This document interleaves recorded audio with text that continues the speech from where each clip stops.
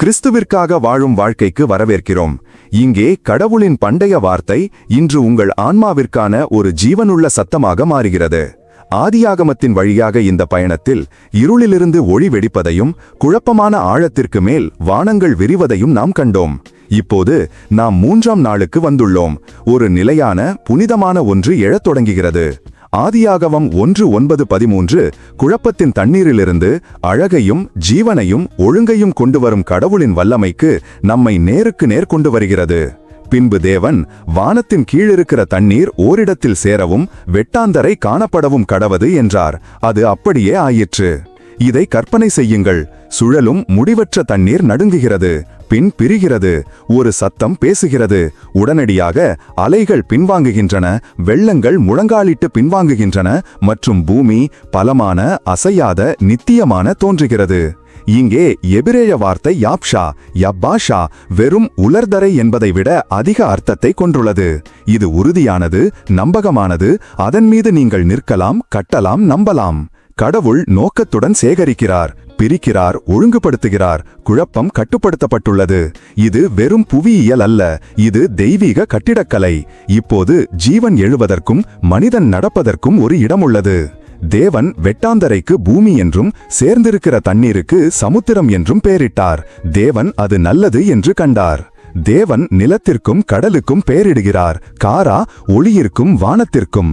செய்ததைப் போலவே பெயரிடுவது அதிகாரத்தை காட்டுகிறது, நெருக்கத்தையும் உறவையும். நிலமும் எரட்ஸ் கடல்களும் இயற்பியலின் தற்செயலான விபத்துக்கள் அல்ல. அவை திட்டமிடப்பட்ட ஒழுங்குபடுத்தப்பட்ட சிருஷ்டிப்புகள். தங்கள் சிருஷ்டிகரால் நல்லவை என்று அழைக்கப்பட்டன. பல பண்டைய கலாச்சாரங்களுக்கு கடல் ஒரு அசுரன், குழப்பமானது, ஆபத்தானது, தெய்வீகமானது.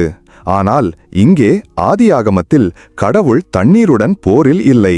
அவர் பேசுகிறார், அவை கீழ்ப்படுகின்றன.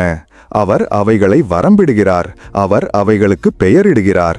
மற்றவர்கள் எதை பயப்படுகிறார்களோ அதை அவர் ஆளுகிறார். இது நமக்கு நம்பிக்கை. ஏனெனில் துக்கத்தின் தண்ணீர் எழும்போது, வாழ்க்கையின் வெள்ளங்களால் நாம் மூழ்கிப் போவது போல உணரும்போது கடவுள் இன்னும் பேசுகிறார். வெட்டாந்தரை காணப்பட கடவது. அவருடைய வாக்குறுதிகளின் பூமி நம் கால்களுக்கு கீழே எழுகிறது. எல்லாம் இழந்தது போல தோன்றும்போது அவர் ஒரு வழியை உருவாக்குகிறார். ஆனால் அவர் அதோடு நின்றுவிடவில்லை. பின்பு தேவன் பூமி புல்லையும் விதையை தரும் பூண்டுகளையும் தங்கள் ஜாதியின்படியே தங்களில் வித்தையுடைய கனிகளை தரும் கனி விருட்சங்களையும் பூமியின் மேல் முளைப்பிக்க கடவது என்றார். அது அப்படியே ஆயிற்று. இப்போது ஜீவனின் அற்புதம் தொடங்குகிறது.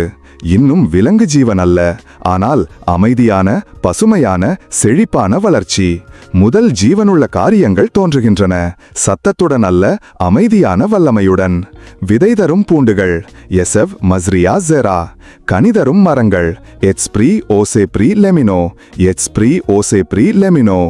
ஒவ்வொன்றும் பெருகுவதற்கான ரகசியத்தை தங்களுக்குள் கொண்டுள்ளன. தங்கள் ஜாதியின்படியே இனப்பெருக்கம் செய்ய வடிவமைக்கப்பட்டுள்ளன. ஜீவன் இப்போது ஒரு தாளத்தை தொடங்குகிறது. முளைப்பது, முதிர்ச்சியடைவது, பெருகுவது. கடவுள் தமது ஞானத்தில் மிருகங்களையோ அல்லது தூதர்களையோ முதலில் வர தேர்ந்தெடுக்கவில்லை, ஆனால் விதைகளை. சிறியது, தாழ்மையானது, அமைதியானது, ஆயினும் சாத்தியக்கூறுகளில் எல்லையற்றது. கடவுள் வெறும் உணவை மட்டும் உருவாக்கவில்லை, அவர் கனியை உருவாக்கினார். வெறும் உயிர்வாழ்வு அல்ல, இனிப்பு. வெறும் சாம்பல் நிற தேவையல்ல, வண்ணங்கள், சுவைகள் மற்றும் வாசனை நிறைந்த ஒரு தோட்டம். அவர் போஷிக்கும் மற்றும் மகிழ்ச்சியூட்டும் ஒரு உலகத்தை உருவாக்கினார்.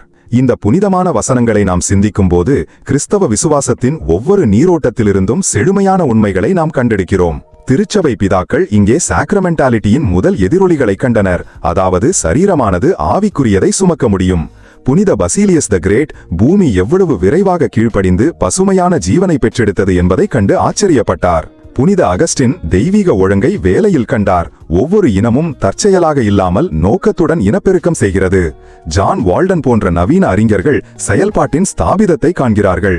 கடவுள் தன்னைத்தானே போஷிக்கும் மற்றும் செழித்து வளரக்கூடிய ஒரு உலகத்தை உருவாக்குகிறார். கத்தோலிக்க இறையியல் கத்தோலிக்க திருச்சபையின் மறைநூலில் CCC 301 காணப்படுவது போல உறுதிப்படுத்துகிறது. கடவுள் ஒவ்வொரு சிருஷ்டியையும் தாங்குகிறார், நிலைநிறுத்துகிறார். இந்த அற்புதம் விதைக்குள் உள்ளது. நிலைநிறுத்தப்பட்டு நிலைநிறுத்தவும் முடியும்.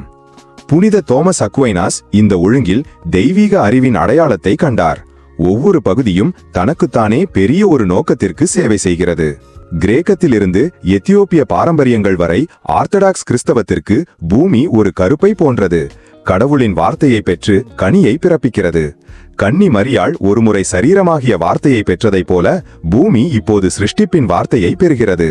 அது ஒரு சடங்கு, அது புனிதமானது, அது தெய்வீகத்தில் பங்கு பெறுவது. மார்ட்டின் லூதர் மற்றும் ஜான் கால்வின் போன்ற சீர்திருத்தவாதிகள் இதை கடவுளின் உடன்படிக்கையின் உண்மையின் அடையாளமாக கண்டனர். லூதர் எழுதினார், விதை விவசாயியின் உழைப்பினால் வளருவதில்லை, ஆனால் அதற்குள் இருக்கும் கடவுளின் வல்லமையினால் வளர்கிறது. விதைகளை வளர்க்கும் கடவுள் விசுவாசத்தை வளர்க்கும் கடவுள். இதுவே கிருபையின் மெதுவான பலமான தாளம். பூமியும் புல்லையும் தங்கள் தங்கள் ஜாதியின்படியே விதையை தரும் பூண்டுகளையும் தங்கள் தங்கள் ஜாதியின்படியே தங்களில் வித்துக்களையுடைய கனிகளை தரும் விருட்சங்களையும் முளைப்பித்தது. அது நல்லது என்று தேவன் கண்டார். சாயங்காலமும் விடியற்காலமுமாகி 3ஆம் நாள் ஆயிற்று. சிருஷ்டிப்பு கதையில் இதுவே முதல் நாள். 2 முறை நன்மை என்று அறிவிக்கப்பட்டது. ஏனென்றால் கடவுள் கட்டமைப்பில் மட்டுமல்ல, கனித்தன்மையிலும் மகிழ்ச்சி அடைகிறார். அழகில், பெருகுதலில். வாழ்க்கை வெறுமனே இருக்க மட்டுமல்ல, அது வளர வேண்டும். இவை அனைத்தும் நம்மை நேரடியாக கிறிஸ்துவிடம் சுட்டிக்காட்டுகிறது. இயேசுவே உண்மையான விதை. பூமியில் விழுந்து மரித்து மீண்டும் எழுந்து அதிக கனிகளை தரும் கோதுமை மணி. யோவான் 12:24. அவரே வார்த்தையை விதைக்கிறவர், புது ஜீவனை கொடுக்கிறவர், மனிதகுலத்தின் மண்ணில் நடப்பட்ட ஜீவ விருட்சம். அதன் கனி ஜாதிகளை குணமாக்குகிறது. வெளிப்படுத்துதல் 22:2. கடவுளுடைய ராஜ்யம் ஒரு கடுகு விதையைப் போல சிறியது, ஆனாலும் வளர்ந்து பலருக்கு அடைக்கலமாகிறது என்று அவர் நமக்கு சொன்னார். அவரே மாம்சமான வார்த்தை, மரணத்தில் அடக்கம் செய்யப்பட்டவர், மகிமையில் உயிர்த்தெழுந்தவர். 3ஆம் நாள் உயிர்த்தெழுதலின் ஒரு ரகசிய முணுமுணுப்பு. ஆகவே சிருஷ்டிப்பின் இந்த 3ஆம் நாள் உங்களுக்கு என்ன சொல்கிறது? அது சொல்கிறது, நீங்கள் வளரவே உருவாக்கப்பட்டீர்கள். கடவுளின் வார்த்தைக்கு வளமான மண்ணாக மாற நீங்கள் அழைக்கப்படுகிறீர்கள் என்பதை நீங்கள் உணரும்போது பரிசுத்தம் வீரத்தன்மை வாய்ந்ததாக உணர்கிறது. பாவத்தின் களைகள், சந்தேகத்தின் பாறைகள், கடவுள் அவற்றை அகற்றுவதால் ஒரு புனிதமான ஒன்று வேரூன்ற முடியும். நீங்கள் ஒரு தரிசு நிலம் அல்ல, நீங்கள் முன்னேறிக் கொண்டிருக்கும் ஒரு தோட்டம். வளர்ச்சியின் மெதுவை நீங்கள் ஏற்றுக்கொள்ளும் போது தாழ்மை சக்தி வாய்ந்ததாக உணர்கிறது. விதை ஒரே இரவில் முளைக்காது, ஆனால் அது உயிருடன் இருக்கிறது. நீங்களும் அப்படிதான். தெய்வீக செயல்முறைக்கு உங்களை கொடுங்கள்.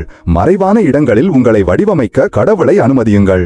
சிருஷ்டிப்பின் தாளத்தை நாம் பிரதிபலிக்கும் போது கிறிஸ்துவை போல இருப்பது அறிவார்ந்ததாகவும் உன்னதமாகவும் உணர்கிறது.